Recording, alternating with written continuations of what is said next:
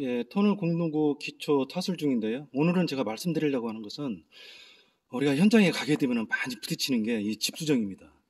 집수정을 우리가 이제 이렇게 설치를 해놨는데요. 물론 사전에 다 얘기도 하고 사진도 보내주고 그랬음에도 불구하고 요게 좀 부실한 경우가 많아요. 이 합판이 또 경우에 따라 가지고는 이게 좀 약해가지고 우리가 타설하게 되면은 함몰되고 찌그러지고 밀리고 그런 현상이 생깁니다. 그럼 우리가 타설 전에 저희 팀들은 타설팀이라 잘 알잖아요. 경험이 많아서. 그래서 이게 좀 부실하다 얘기를 하면 괜찮다 합니다. 그러면 어떻게 우리가 이기들 못해요. 괜찮다고 하니까. 그러다가 이제 만약에 이게 함몰되고 찌그러지고 여기 콘크리트가 밑으로 빠지면은 꺼내는 것도 힘드니 다시 한번 더 좀 튼튼하게 해달라. 이제 그렇게 요구를 하죠. 이게 사실 많이 밀립니다. 그런 경우 많이 봐요. 막 찌그러지고 밀리고 그래가지고 콘크리트가 빠지고 그런 경우도 많이 보는데요. 여기 같은 건 그런 현상이 없어요. 합판도 아주 A급으로 사용했고요. 비품이 아닙니다. 아주 좋은 걸로 이형 터널 경험이 많아가지고 이런 걸 준비를 아주 잘했더라고요. 근데 이제 이게 높이예요. 높이. 이 높이가 어떤 사람은 우리의 그레이팅 카바가 7cm예요. 그래서 한 1cm 여유 있게 그래서 8cm를 낮게 설치하는 사람이 있고요.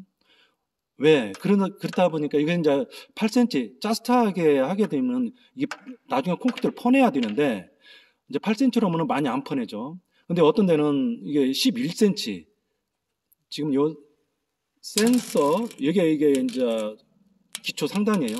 기초 상단 여기에서 11cm를 낮춘 경우가 있습니다. 그런 경우는 왜 그러냐면은 얘가 우리가 이제 정확하게 설치를 했다 손 치더라도 라인을 설치하고 탓을 하게 되면 약간 오차가 있어요. 우리가 이제 여기 피복이 5cm야 되는데 5cm 안 나오는 경우가 있고 더 나오는 경우가 있고 그러다 보니까 문제가 생겨요. 이게 짜스트하게 되면은 좀 힘들거든요. 그레이팅 카바를 올리기가 힘들어. 그래서 약간 오차를 둬가지고 11cm를 낮추는 경우가 있고 짜스트하게 하는 경우가 있고 그래요. 짜스트하게 하는 경우는 이제 나중에 이제 우리가 그레이팅 카바 시공하는 사람들이 이게 짜스트하게 되면은 여기를 쳐 내리더라고요. 이 뚜껑을 열어가지고 여기에 이제 우리가 현장에서 다루기라고 하는데 곽개목이 있는데 그 곽개목을 쳐가지고 쳐 내리더라고요. 그렇게 해가지고 하더라고.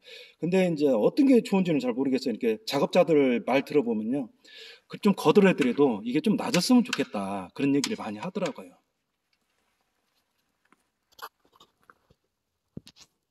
그리고 또 이제 저희들이 타설하다 보면 어떤 게 많이 부딪히냐면은 여기에 이제 맨홀이 있습니다. 맨홀 미리 사전에 제작을 해가지고 여기다가 안 치거든요. 근데 이제 물론 이제 측량을 다 하고 해가지고 얘를 안 치는데 나중에 타설을 하다 보면은 몰드 꽂고 이리 지나가거든요. 이 높아가지고 못 지나가는 경우가 있습니다. 그래갖고 이제 건너뛰는 경우도 있는데 건너뛰면 안 되겠죠. 인력 시공이 들어가니까 요걸 깨냅니다. 깨내. 커팅기로 날려서 깨내고 오한마로 쳐서 깨고 그런 번거로움이 좀 있어요. 얘가 높으면 안 됩니다. 왜 그러냐면 이게 높을 수밖에 없냐면은 안 치는 그 밑에가 암입니다. 암. 물론 잘 또닥또닥 백호를 깼다 손 치더라도 정확하게 못 깨는 경우가 있어요. 그러다 보니까 이제 바쁘고 그러니까 그대로 올리죠. 얘를 그대로 안 칩니다. 이게 높아요. 그러면 나중에 기계 타설할 때 좀 힘든 경우가 있어요. 그리고 또 한 가지 우리가 이제 여기가 이 높이가 라인 센서 라인에서 아니면은 기초에서 8cm 낮게 또는 11cm 낮게 그렇게 하는데 이 뚜껑 기준을 해야 됩니다. 뚜껑.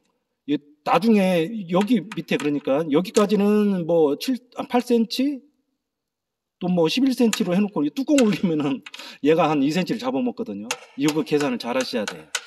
나중에 그래서 또 다시 재시공하는 경우도 있고 그러더라고요.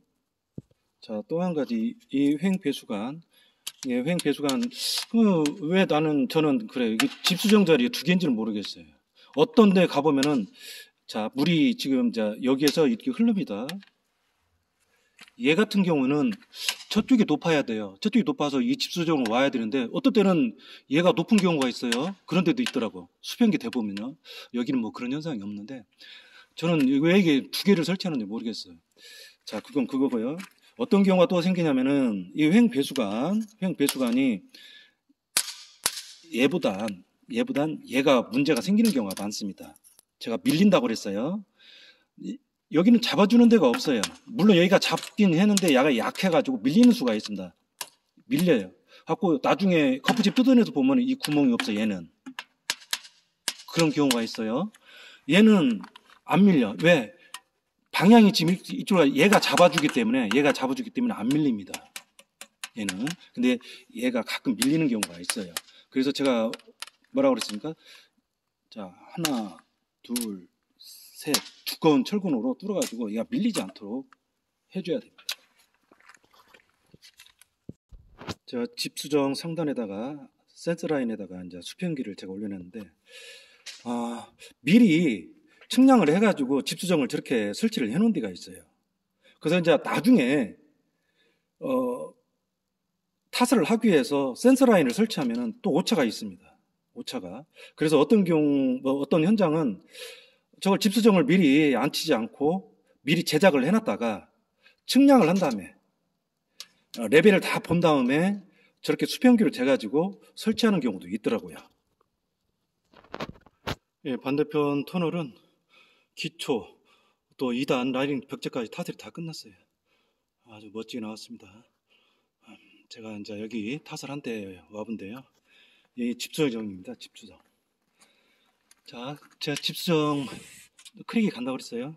근데 여기 이 터널, 여기 현장 같은 경우에는 약 800m, 터널 길이가 약 800m, 좀 못 뛰는데요. 집수정 균열이 딱 한 군데 갔어요. 영상을 찍으라고 얘 한 군데 좀 크랙이 가준 것 같아요.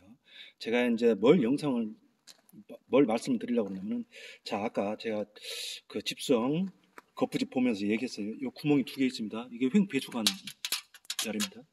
횡배수관. 이쪽이 좀 밀린다고 그랬어요. 얘는 안 밀려서 이렇게, 여기 현장은 이렇게 안 밀리고 경과기 잘 돼 있더라고요. 자, 얘는 그렇고요. 지금 이렇게 보실까요? 우리가 커팅을, 집수정 자리, 우리가 기계 탔을 팀들이 커팅을 해줍니다. 왜? 이 크랙이 가거든. 우리가 이제 터널 공동구 기초 또는 연속 배수 시설, 여기에 이제 이런 집수정 그레이팅 카바가 올라가는데요. 집수정이 있는데 이제 커팅을 해준다, 거기도. 이제 커팅을 해주는데 대개 보면 여기서 맞춰서 이렇게 커팅을 합니다.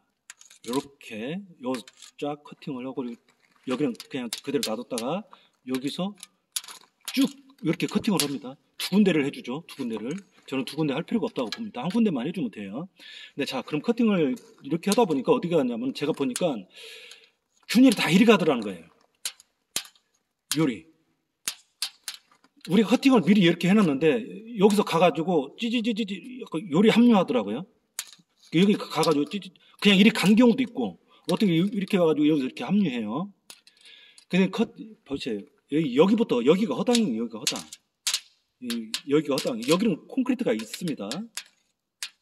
제가 표현을 잘 하는지 모르겠는데, 여기는 허당이에요. 허당. 여기서 여기까지는 허당입니다. 대개 보면 이게 가해로 가더라고. 이게 가운데로 안 가고, 크랙이. 그래서 커팅을 할 때 이렇게 해줘야 됩니다. 여기 허당, 요 자리. 여기서 커팅을 해줘야 돼요. 여기 해주고, 여기 해주고.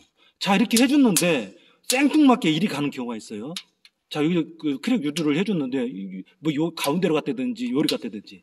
이것은 어느 때 그러냐면은, 우리가 4월달, 5월달 또는 10월달 뭐 이런 때, 그때는 낮에 온도가 뜨겁다가 밤에는 거의 뭐 영상 한 5도, 어떨 때는 뭐 영하로까지 떨어져요. 서리가 내리니까. 그런 때는 이미 수축을 해가지고 이미 간 겁니다. 갔어요. 그런 때는 이미 갔어. 실금이 이미 가 있는 겁니다. 근데 이쪽에 실금이 가 있는데 우리가 이제 커팅을 여기다 해주면 요리 가는 거죠. 자, 여기를 한번 볼까요? 되게 균열이 가면 요리 가고 요리 가는데, 여기는 희한하게 앞은 요리 가고 뒤는 요리 갔어요. 요리. 자, 어디로 갔습니까? 우리가 커팅을 여기다 해주잖아요. 커팅을 이렇게 해주는데 균열이 요리 가서 요리. 이 허당에 맞춰가지고 요리 간 겁니다. 요리. 자, 요리 가가지고 얘가 같이 유도가 됐어요. 기초가 크랙이 가면은 2단 벽체도 유도가 될 확률이 높다 그랬어요. 그래서 이제 커팅을 여기다 하는 것이 아니라 여기다 해야 된다.